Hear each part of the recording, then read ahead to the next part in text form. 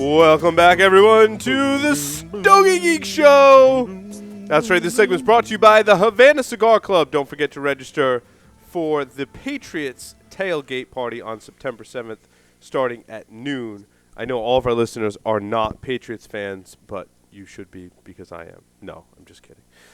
This event will feature La Aurora cigars, liquor samples, a barbecue, an ultra-premium stick, and, of course, deals on La Aurora all day. There are only 40 spots available. Special pricing for members, $35, $40 for non-members. Contact the shop for more details.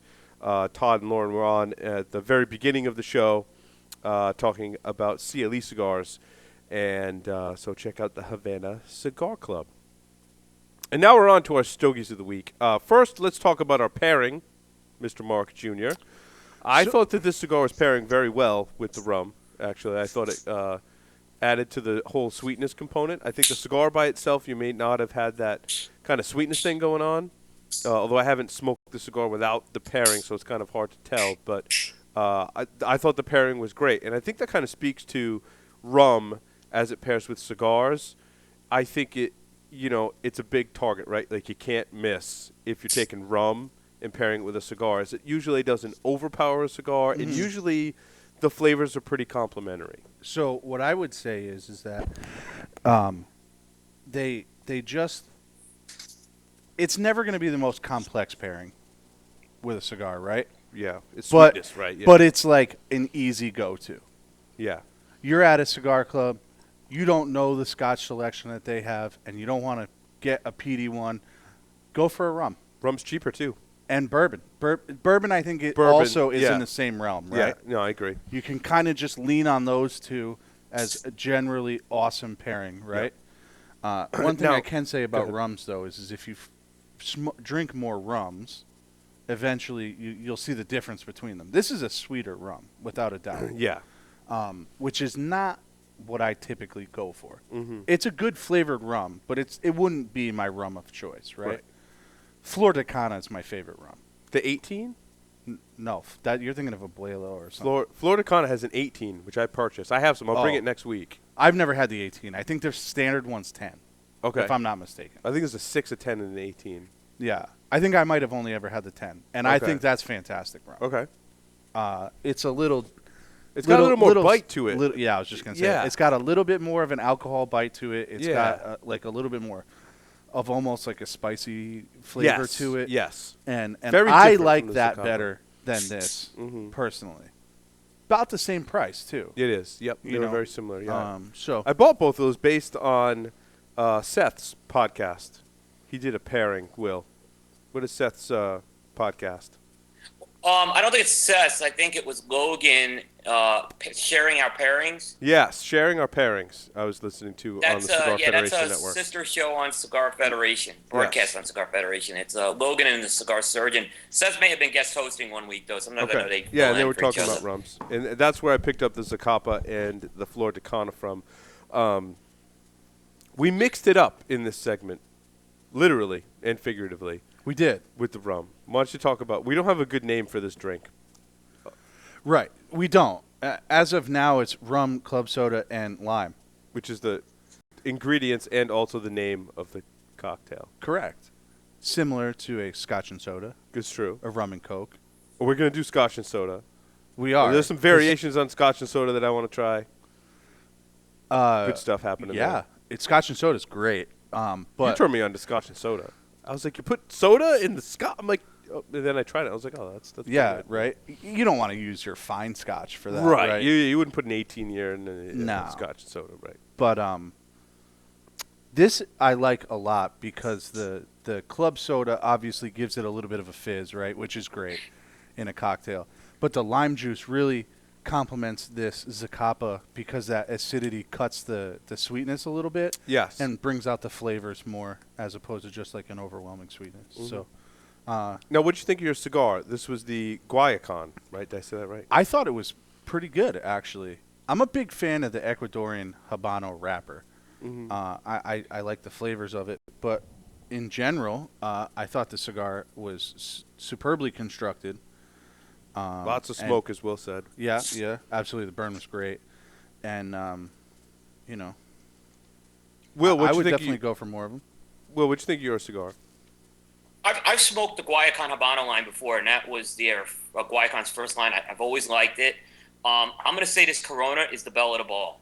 It definitely is the best side. You're getting the most flavor. There's some wonderful dried fruit sweetness I'm getting off this. Some pepper on the back of my tongue I'm feeling, and there's a great retrohale and plenty of smoke. And as Mark Jr. said, the construction's impeccable on this thing. So I've been very impressed with this Corona.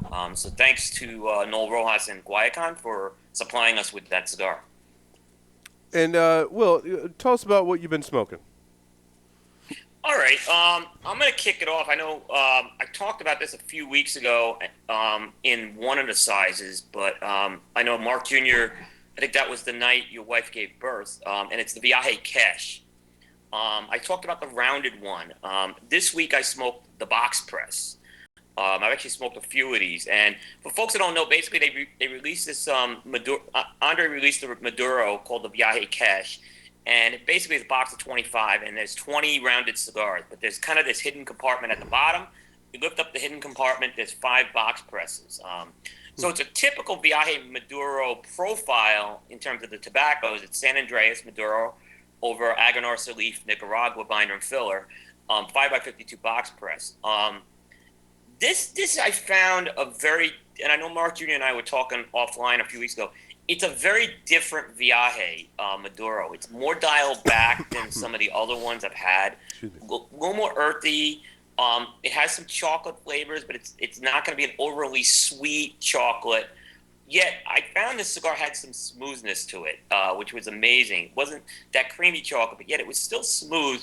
A little bit of a metallic note I picked up on the tongue, and it's very slight, so it doesn't kind of throw things off. It kind of just makes it different, is all I'm going to say on that. I don't think this is a cigar for everybody. I think you kind of got to like what this cigar brings to the table, so it's like kind of one of those, you're either going to like the flavor or you don't. When I talked to Andre at the show, he kind of was in agreement with that. I'd say it's medium strain, so again, it's not an overpowering VI, medium to full body. And here's the thing, Andre's making that cigar out of Nicaragua. And we had Andre on the show in February, and he talked about the commitment to, really consistency and quality. I think this is a great example.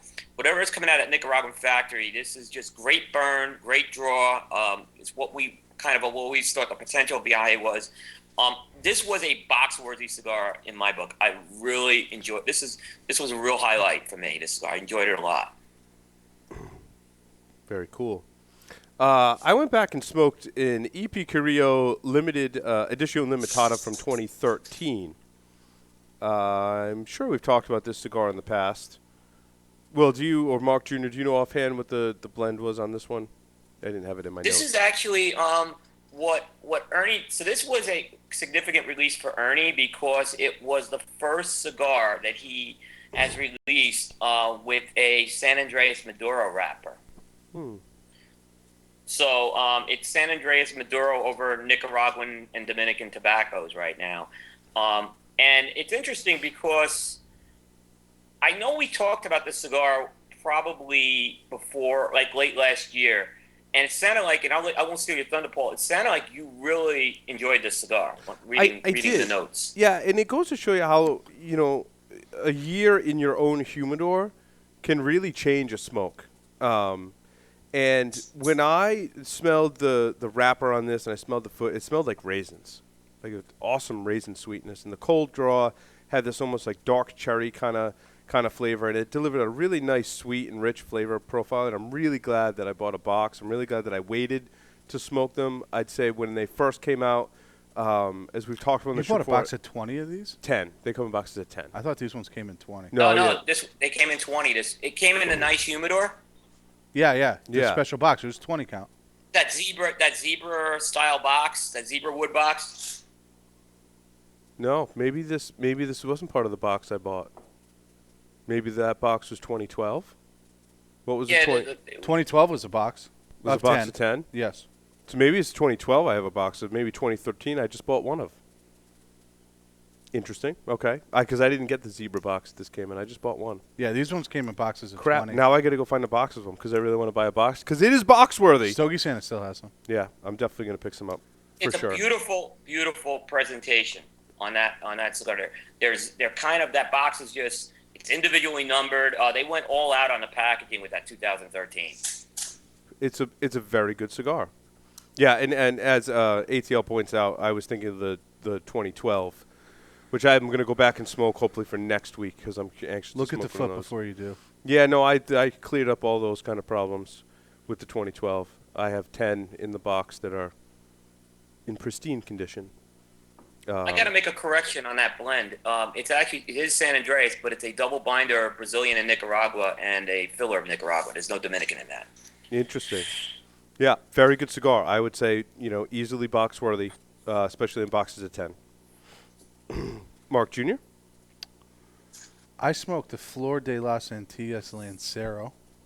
This was gifted to me by a fellow customer of Joyles. Now, it's a 7x38 Lancero. It's got a Nicaraguan sun-grown wrapper and binder and filler. It's the same blend as the regular sizes that came out to everybody. But I wasn't the biggest fan of these cigars, and I didn't think they were bad cigars. I just didn't think that they deserved all the hype that they got. That being said, I gave this a try. I thought it had a little bit of pepper, leather, and some woody flavors that came together nicely. It was a very enjoyable experience, I thought. Undoubtedly, I think it would be worth a $5, but I think they're limited to one store only. Is that true, Coop? Not sure on that one. I'm almost. I'd have to double check that. I think it's a store in Texas, actually. No. Okay, so yes, it is. You're correct. That is. It was a store in Dallas, but I think some have made their way to a couple of other retailers as well. You are correct. That was a store release. But yeah, I think it's Up in Smoke. Got it. Yeah, that's it. That's exactly right. Yeah. Yep. So this would be definitely worth a $5 if Up in Smoke still has some, in my opinion. So excellent. Will, back to I've you. smoked it, and I'd probably agree with you on that. Yep. Back to you, Will. Me? Yes. All right. I smoked a pre-release of the new blend out of La Aurora they launched at the trade show, the Untamed. Very impressive looking cigar. It's a Connecticut broadleaf, and in my opinion, I've kind of said it. I think the bar was set very high with the San Años Maduro, but if you look at other releases they've done, like the Preferidos, they're doing great stuff with Connecticut broadleaf. Dominican binder, and the filler has 3 different Dominican tobaccos and a component of Nicaraguan as well. If you look at this cigar, it's a deep, rich Connecticut broadleaf. You can see you can see it's really naturally how I know Phil Zengi was using. I just lost my train of thought. He used the word to describe that's the process for the Maduro. And I lost my train of thought. But you can see it's a real natural-looking Maduro wrapper with a nice component oil, and they've changed the packaging quite a bit from your father's La Aurora. So you can see if you look on my Stogie feed, there's a very fierce-looking lion on that thing. A little more edgier packaging they went for, and they're positioning this as They're positioning this as the strongest La Aurora release to date. I would agree it's a very strong cigar. There's one La Aurora I had that's stronger, and it was a store release of the Preferidos Diamond. I think it was a little stronger, but this is definitely a strong, full-strength, full-bodied cigar. It's got notes of mocha, earth. It's got a mix of white and black pepper notes in there. And the interesting thing is this cigar kind of switches around quite a bit. Sometimes that mocha gets a little more on the sweet side, and the other one, it kind of gets more like a dark black coffee taste. So it kind of goes back and forth with that. There was a little bit of a citrus component I got in the background on this thing. It might need, I got this from the trade show. It might need a little more age. I think that citrus component it had a tiny bit of acid on it. I think it's going to wear off with some time. I'll also say I had some burn issues. Nothing that it was bad. It was just kind of a very jagged burn. And again, when you get a cigar from the trade show in the desert, and I took this cigar from the desert in Las Vegas to the massive humidity in Florida, and then back to Charlotte, and I still had it in my humidor for a while. I think that's some of that transition, but the potential's there with this blend. This is a very good blend. It's going to be a very good cigar.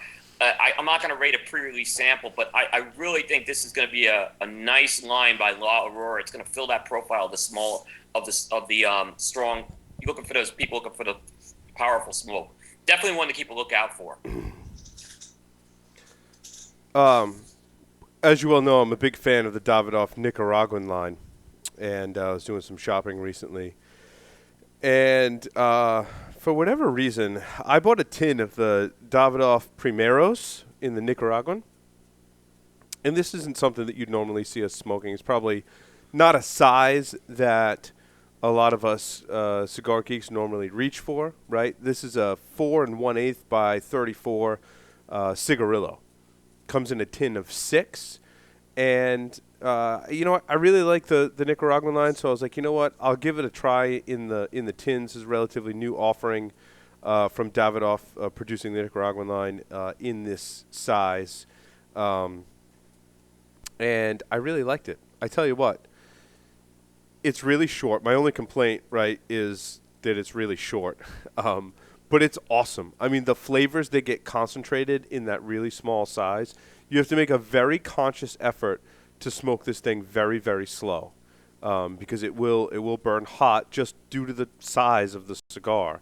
But I really, really liked it. I mean, every puff, you just get a blast of flavors, and I really love that. I think it's a great representation of the flavors that you can get from this Davidoff Nicaraguan line, which is fantastic. I'll talk about another size a little later as well.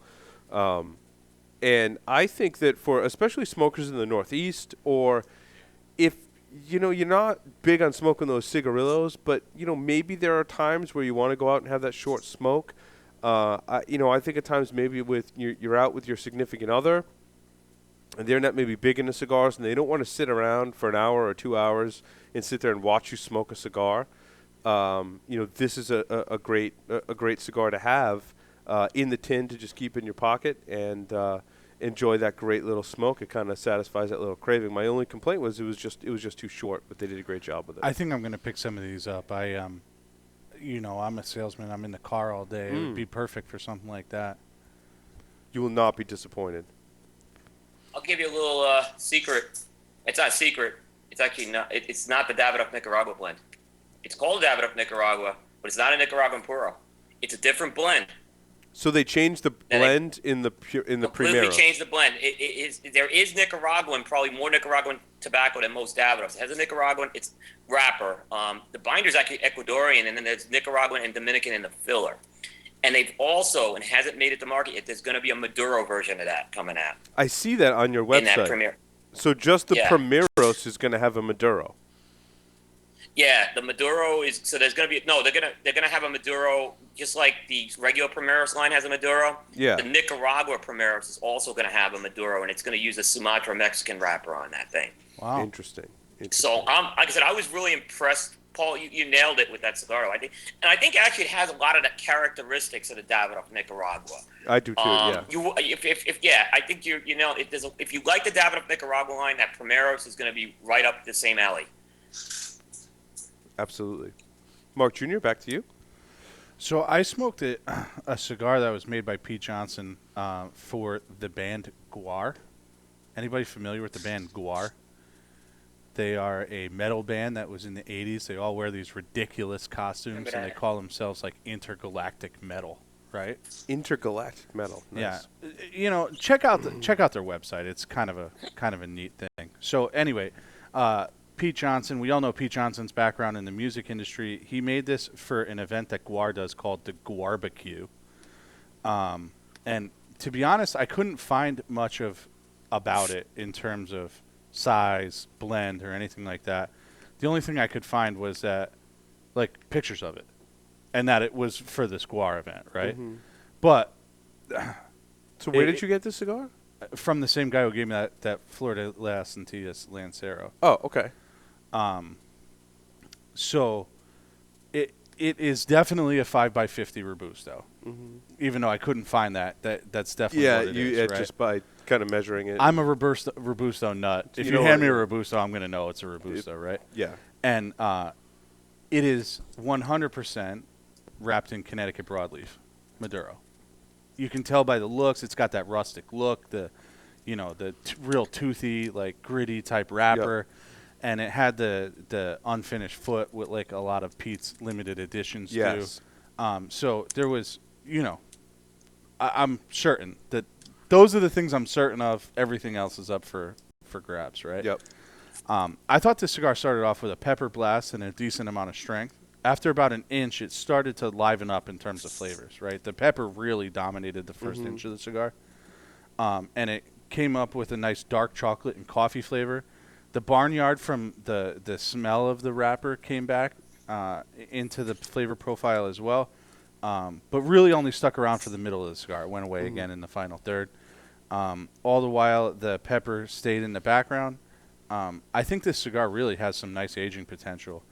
And it's being offered in 3-packs through a retailer, and forgive me, I don't remember who it was. But I would say it's worth a few 3-packs, maybe a box split. We would call that, right? In normal, yeah, because I think these are going to age really well.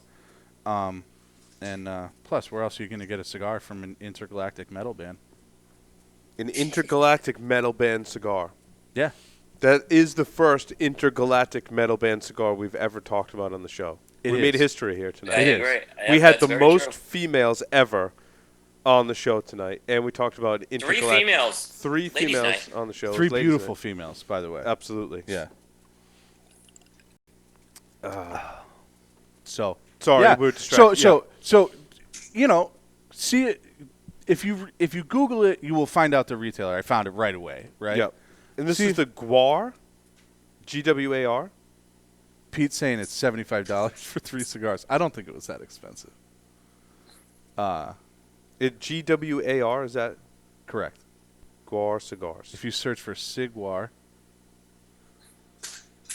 Am I spelling it wrong? Anyway.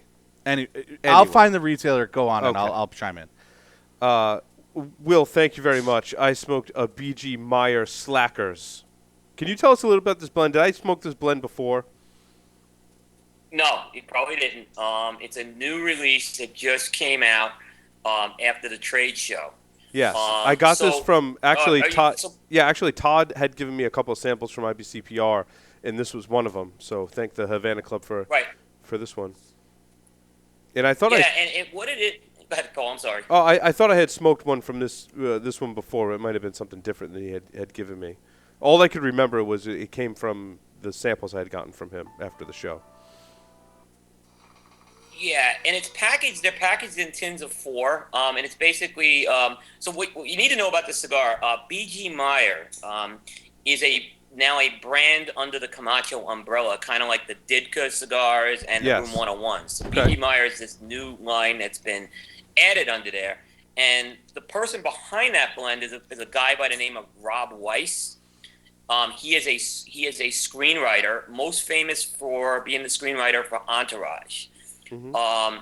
And he has launched a couple of lines. This is there's a Nicaraguan Puro he's launched, which I encourage folks to check out. I'll talk about it on an upcoming edition. But this is a small little tin release. And brother Rob is a real down-to-earth guy and really is a cigar geek at heart. So I'm kind of curious. I have not smoked this, Paul, yet, so I'm really curious on your thoughts about that. Do you know anything about the blend, Will? Yeah, it's an Ecuadorian Connecticut wrapper. It's over Dominican binder and Dominican filler, and it's a 4x48. So it's very different than that Camacho bold profile, so to speak, that you see with Camacho and Didka and Room 101. This is very different. Well, yeah, so and I think they were going for something there. Yeah, and I did it justice by smoking it first thing in the morning with coffee. And it was a good little smoke. It had some good flavors. Not a lot of spice, not a lot of pepper, but it wasn't like a totally on the mild end of the spectrum. It had a little body to it, had a little bit of strength for a Connecticut, and it was a good little smoke. It didn't have some of those characteristics that I've found in a lot of the other Ecuadorian Connecticut smokes that I've gone through. And, as our listeners know, I tend to smoke a lot more, I think, of the Ecuadorian Connecticut's than some of us on the show. I get the opportunity to smoke one first thing in the morning when I get into the office often. And so this was a try one for me. Maybe with a little bit of age, it might be a fiver. So I'd say, it's in between a try one and a fiver for me. It didn't necessarily stand out to me as one of those awesome Ecuadorian Connecticut's, but in a market that I feel is kind of flooded now with those Ecuadorian Connecticut's, and everyone's trying to come up with, I think, their own unique take on that Ecuadorian Connecticut, it didn't stand out for me. But it by no means was it a bad cigar. What was this, Paul? Sorry. This was a B.G. Meyer Slackers, and you said they come in tins of 4 or 5. Tins of 4. Yeah. They go for $16. The tin's a very nice presentation too. It's $16 there's a picture for of it on Cigar Coop, actually. $16 for a tin. 16, yeah, so they're $4 each. Yeah, well, I mean, at that price point, to try a new Ecuadorian Connecticut, absolutely all day long, buy a tin. I would say, mix it up into your morning smoke routine. I gotta smoke mine. I haven't smoked it. I have that. I haven't smoked it yet. Yeah, I'm curious. I'd like to hear your take on it, Will. Yeah, I'll give it a smoke for sure. I think, are we on Mark Jr. or Will? I lost track. I can go. Go ahead. I smoked the new Joel Sherman 75th celebration by Nat Sherman. Stogie Santa talked about this last week. It's a 7.5 by 46, sort of like a longer, thinner Churchill, I guess you could say. Mm-hmm. Ecuadorian Connecticut seed, binder and fillers, Dominican. They go about $19 a piece, so they're not a cheap cigar. So it's sharp contrast from the $4 Ecuadorian Connecticut. It is on the other side of the price spectrum, you could say. I've heard things about this cigar, so I'm curious to hear your assessment. So Coop gave the lowdown on this cigar back in July. I linked to that in the Stogie feed. Joel Sherman is the son and founder of Nat Sherman in New York City, right? Mm-hmm. And he's the current president and CEO, and for whom this cigar is celebrating. I'm really coming around to Ecuadorian Connecticut's because I think people are doing different things with them now. Yeah. Yeah. You can get them in a wide variety of I love strengths, the variety now. Yeah. Flavors, styles, that you weren't getting as little as 5 years ago, 4 years ago, 3 years ago even, really. I think really the one that turned my head first was that EPC short run from 2012. Yeah. Right? Yeah. So that was the one It's definitely something that has grown significantly in the past 4 years. And I've definitely come around. So now I'm not hesitant to buy a Connecticut wrap cigar anymore I'm glad to hear that, and give them a try. First and foremost, the looks of this cigar in all areas are just premium, right? The box is gorgeous. It's this lacquered black box. It looks it has a JS on it and a stripe, very very similar to like what you'd see on the front of a kick drum in the big band era. Mm-hmm. You know how they're in that like shield and this vertical line like that. And the band is very simple yet elegant. Yeah, right. Elegant. Really plays into that as well. And the wrapper on this cigar is literally perfect. It's smooth. There's no big veins in it. It's everything about it's very high end on that regard, and the flavor doesn't let down. Right? Okay. Yeah, I'm looking at the picture because after your description, I had to look at the picture. It's pretty awesome looking. Yeah, and the creamy, silky nature of the Connecticut wrapper was really there, as well as a nice cedar and leather as well. But the nicest part to me was this spice component, right? Mm-hmm. Not pepper, but like that baker spice, as Coop likes to say. The cinnamony, nutmeggy type spices, right?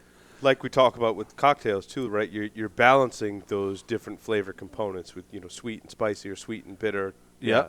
And balance is the word for this. Really? Yes. So you're pretty high. So you're pretty high in this cigar. It is. Yeah. It is fight Chuck Norris worthy. Wow. I will be. Saw that, I will be almost buying fell a box off of my chair 10. for an Ecuadorian Connecticut. For you to say that, Yeah. It's wow. it's it's a pretty special cigar. I agree with Stogie Santa on that. It's really He had it high too. it's an awesome cigar, and there is like elements of this that I think will sort of even balance, blend and come around even a little bit more. So I think that's something that could age a little bit too. I don't think a lot, and I don't think for a really long time. Yeah, you want to smoke But these it pretty could- regularly when you get them. Yeah, I think it could become an oasis within another couple months or so. Wow. It's Wow, a kick-ass cigar, really? dude. Yeah, it's a kick-ass cigar, dude. Nice. Wow. Yeah. That's awesome. Based on what I've heard so far with this cigar, I want to go buy a box. Mm-hmm. For sure. You just ashed all over your laptop. And then just blew it all over me. If you buy a box of these, I am pretty confident you will not be disappointed. That's what it sounded like. So, Now, Will, you haven't smoked this one yet either? No, in fact, I may have to call Joyles because I have not seen them down here yet. So the place that I go to that has Nat Sherman did not get them. Oh, okay. Yeah, Nat Sherman, is that big in your area, Will, or? I wouldn't say they're big. I mean, they're definitely, and I know we're going to try to get Michael on the show. They're definitely making inroads with their distribution, so they're starting to get into some shops. I haven't seen a retailer really go heavy with it yet down here. Yeah. that cigar, that brand, right, has been around forever, and they've always made Nat has. Sherman cigars. But Yeah. they have really exploded with have. really good cigars starting 3 IPCPRs That ago, Nat Sherman right? Yeah. When that Timeless came out, Timeless. the Timeless came out, that really put people on notice, right? Like, we're here, we're making really good shit now. And then last year, I thought they followed it up with a pretty solid, the Sterling I wasn't such a big fan of, Oh, really? Interesting. but I thought the 1930 was a really good cigar. I agree. And Yep. then now this one I think is really, I mean, I'm a fan now. I think they're doing good stuff, so. You talk about 3 years ago at IPCPR when Michael Herklotz came on board. They didn't go out to IPCPR with any new product. You know what? You went to their booth and they were looking for consumer and retailer, not consumer, I'll say retailer input, because it's not consumers there, but they were getting a lot of input from people at that show with test plans. They were handing them out. There were cards they were asking, and there was really good questions on there. Not just did you like it and how did it burn, but kind of like Stogie Geekish, where would you buy a box of this? What would you pay for this cigar? So they really, I think, did their homework with the marketplace with what they're doing. Seems to have worked. We were talking before about another local shop here in Rhode Island that I visited. I happened to be in the area, and I recently got a promotion at my job. Cheers to that. I don't think I filled you in on the details, but I told you before that something was in the works. So I wanted to kind of treat myself with, of course, some Davidoff cigars as just part of my treat to myself for my promotion. I'm totally not done yet. I would imagine so. Sounds like some Nat Shermans might be in my sites for purchasing as well. And the shop had the Davidoff Nicaraguan. Is it the Diadema?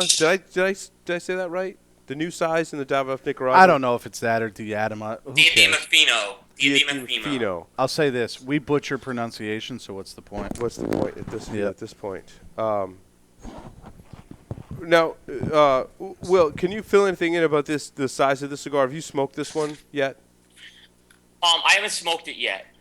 But if you kind of look at that cigar, it is without a doubt. It's as far as the Davidoff Nicaragua line goes, it's the biggest in that line. Mm-hmm. So as far as the Diadema Fino, which is a 6.5 by 50-ish cigar, it's kind of, I think Davidoff used that in other lines before. They used it So, once in a limited. That was, Yeah. I don't remember what year, but I want to say it was in the middle of last decade, right? Yeah. 05, 06, somewhere around that range. Yeah.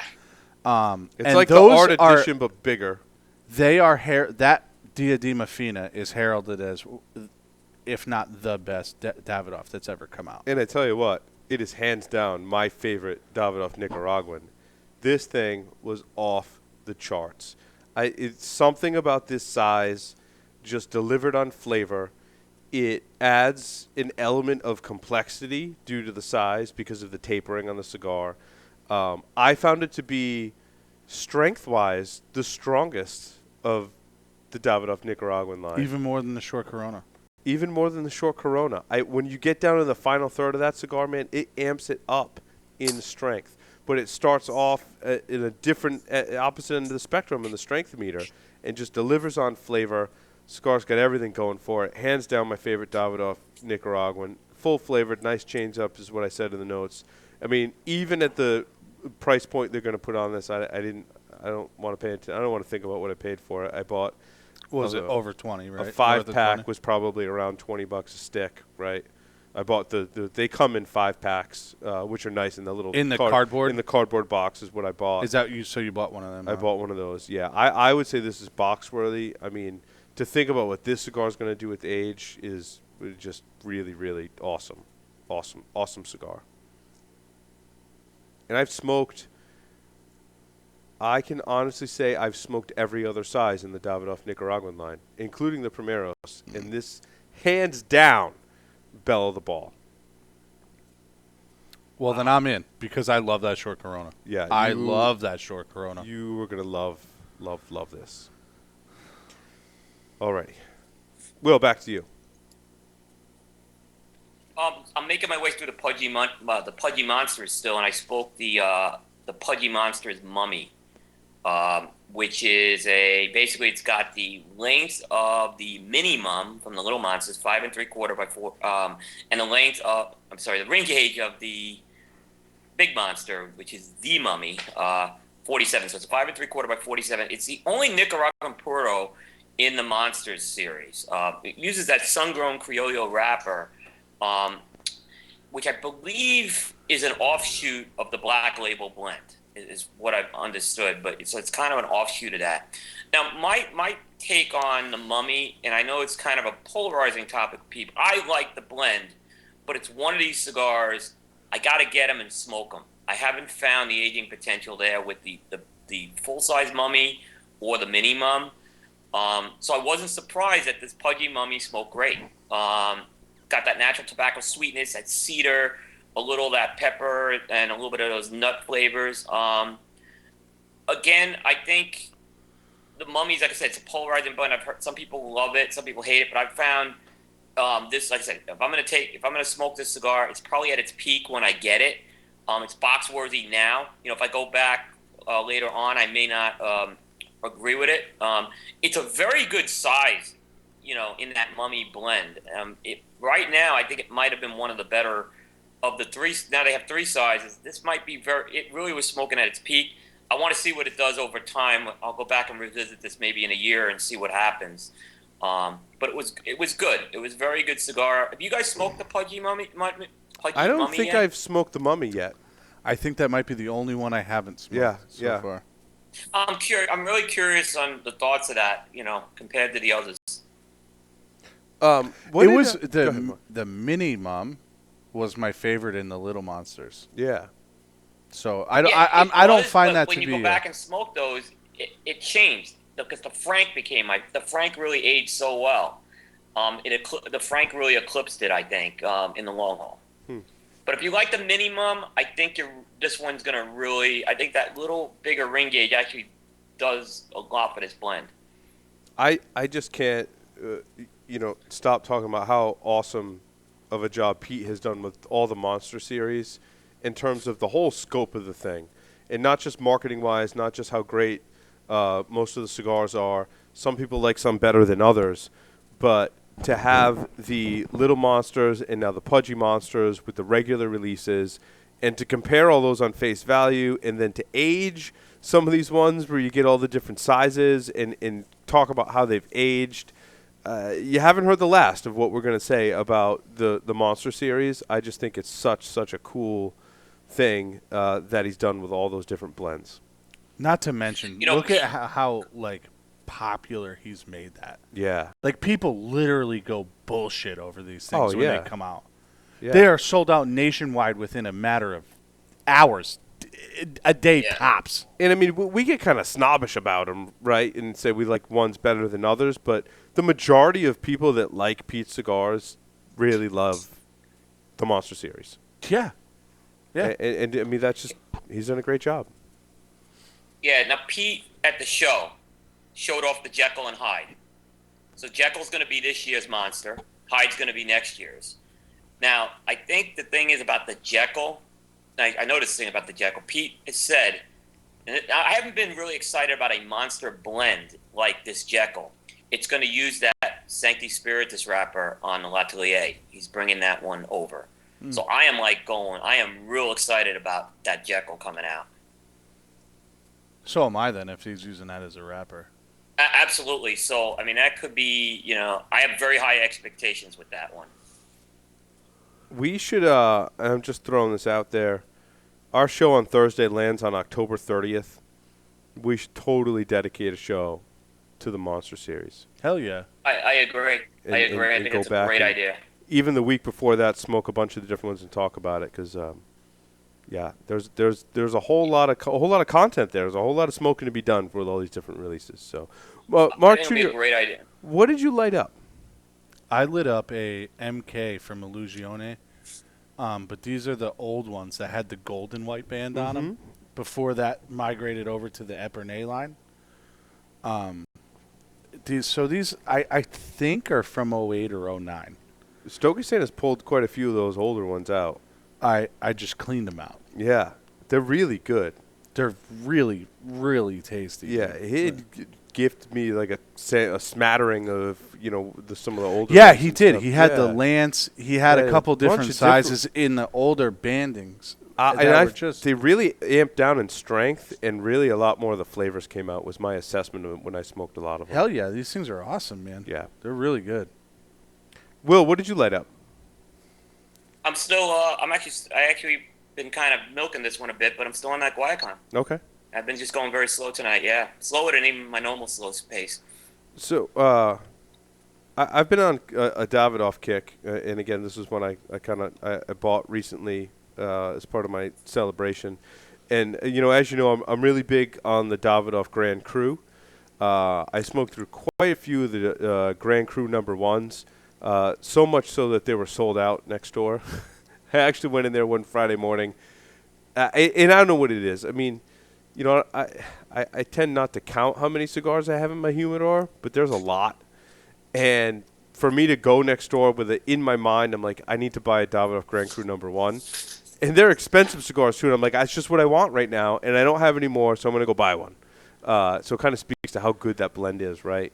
I had not had the number 2 size, which is a shorter version of the Grand Cru. But I'm told this is a very popular size as well.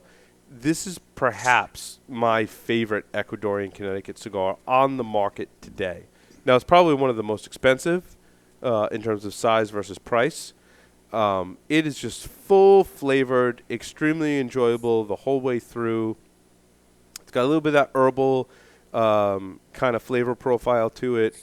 It's got a lot of sweetness, a little bit of spice, perfectly balanced, as you were saying about the Nat Sherman. This falls in that category. It's a regular production cigar. It was around well before we saw this explosion of Ecuadorian Connecticut's, so I kind of come back to it and then do the comparison. It's not on any far end of the spectrum as those other Connecticut's are, and I appreciate the other Connecticut's for being on those different ends of the spectrum and doing different things with them. That's nice, but if I had to come back to a staple that I would smoke every morning, with coffee, this may be the one. Now they have a promotion, you might be able to afford to do that. That's right. Still, I don't know if you'd be able to smoke one of these every morning. No, I know. These got a pricey. pretty big price tag on them, but definitely box worthy in my opinion. If I had to buy a box of the Grand Cru, and the choice being between the number 1 and number 2 so far, I would definitely go with the number 2. I think the flavors are a little more concentrated in the smaller size. Fair enough. I'm actually out of smoke, so we got to move back on the coop. Will, back to you. All right, I smoked, this one just hit the stores this week, the new Mike Ditka cigar, the Signature, in the Toro size. So it's a Honduran Criollo. wrapper over Nicaraguan Corojo binder and a Dominican filler and a 6x50. It is a picture on a Stogie feed. This is adorned, and I did not hold this against the cigar, in the Dallas Cowboy colors. So it's got that silver and blue. Again, That I is didn't hold that definitely enough for against me it. not to buy it. But it's the first regular production from the Mike Ditka line. And nice cigar. It was intriguing to me, this blend, because it was kind of had the big three countries, Honduran, Nicaragua, and Dominican. The interesting thing about this was when I looked at the binder, it was a Corojo. I picked up a lot of Corojo from that binder. So I got a lot of those notes that you get, the sweetness you get from a Corojo.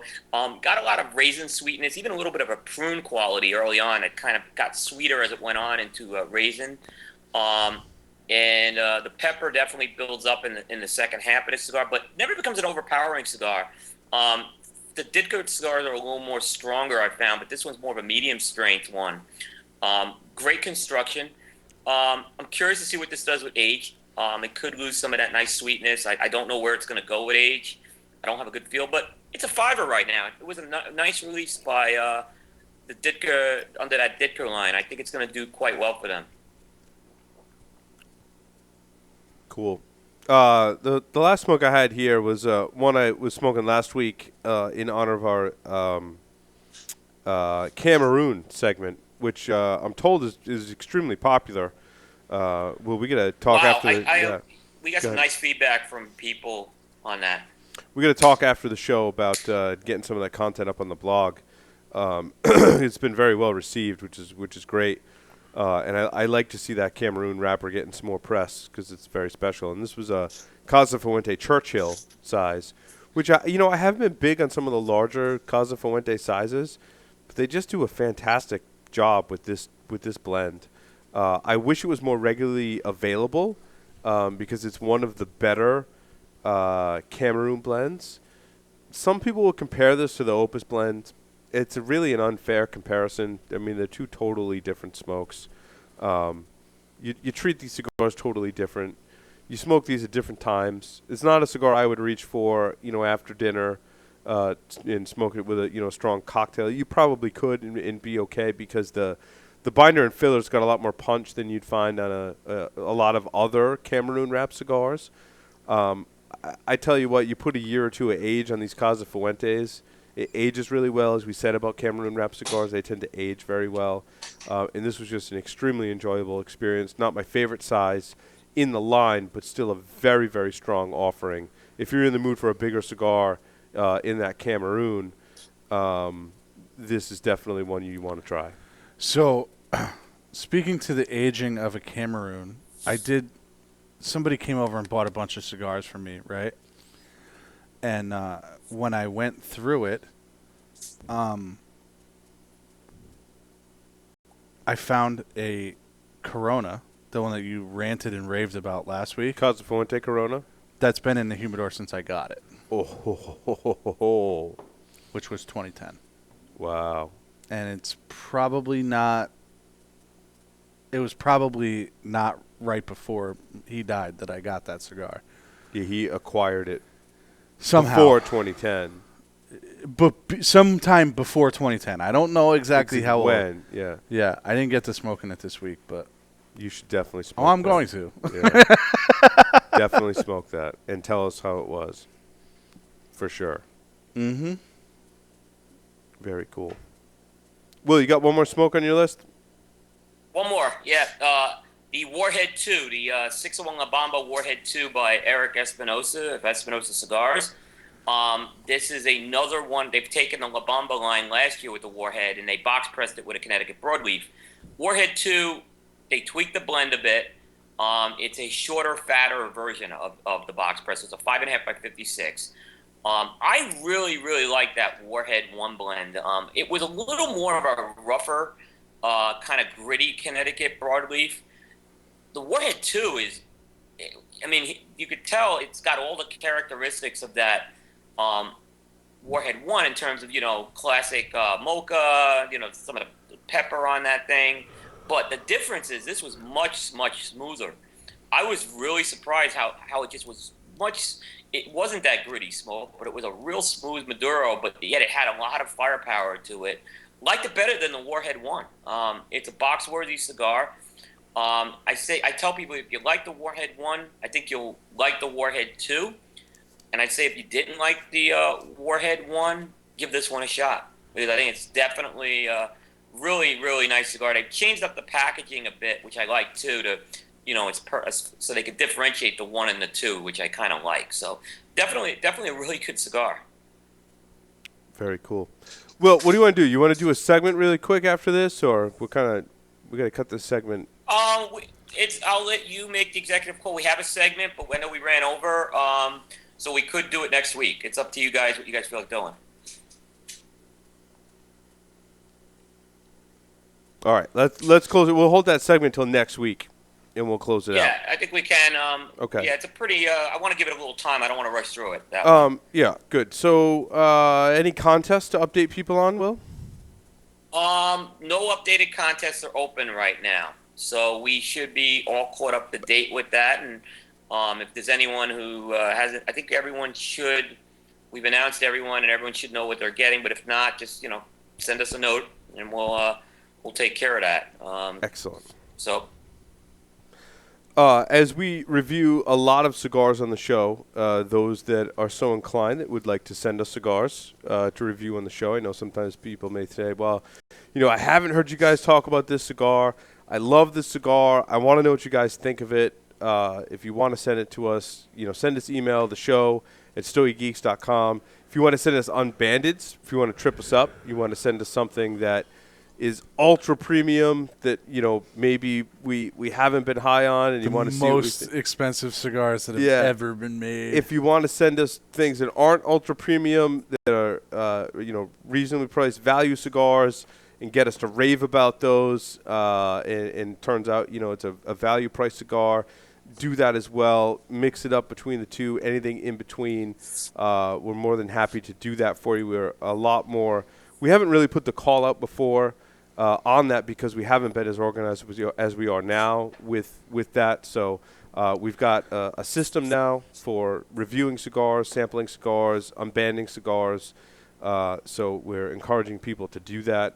I do want to give a shout out to Zedman, who we did a recent purchase from Zedman. I got some of those cigars from that country that we may or may not have an embargo with, as well as some other cigars. Thank him for that. I'm smoking a Ramon Allione specially selected now, which is extremely good. Love it. Love the cigar. And anything else you guys want to update our listeners on? Again, the show at stogiegeeks.com. If you want us to smoke some stuff, we're more than happy to do that. We haven't done an unbanded listener segment in some time, but again, we haven't been as organized as we are now with that. So we've got a rotation. Yep. We've got executive producer Nick helping us organize the samples. And so, yeah, very cool. Absolutely. I want to give a shout out to Nick and Chris, too, who've done some great things for us. So absolutely. They keep the show running. Guys. Absolutely. They keep the show running so we can sit here and drink and smoke and talk about cigars. They really do. And they there's guys behind the scenes and just, Steve, who does our video and audio. So, guys, all the guys in the background to really keep this show going. Thank you to Lauren and Todd and our now good friends at Villiger Cigars for appearing on this episode. Don't forget to join the CRA. That's right, Cigar Rights of America. Support our rights to smoke cigars. And with that, we'll see everyone on the next episode of The Stogie Geek Show. Thanks, everyone, for listening. Hey, Adam wanted to know about that box of Cien Años. Remember he sent us the email? Yeah, I'm all set. I got